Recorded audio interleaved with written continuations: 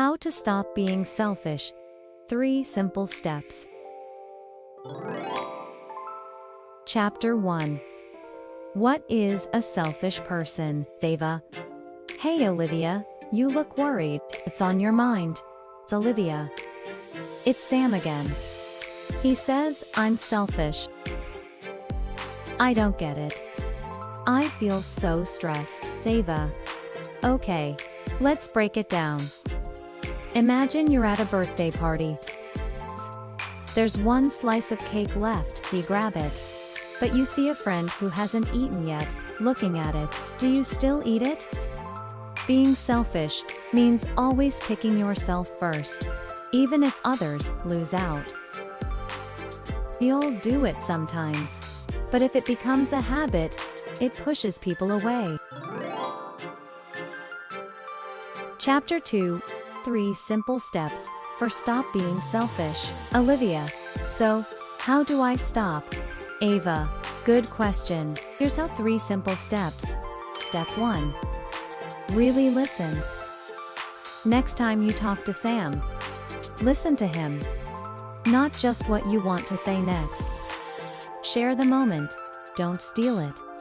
Step 2. Practice empathy. Ask yourself, how would I feel if I were Sam?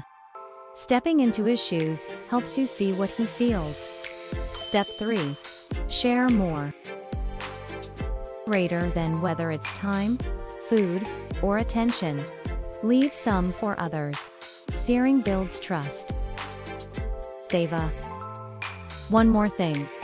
Try gratitude. Every day, think of 3 things you're thankful for. It helps you feel full inside, so you don't always grab for more. It's Olivia. And if I mess up? Ava. Ask Sam or your friends how you're doing. Listen to their feedback. Change takes practice.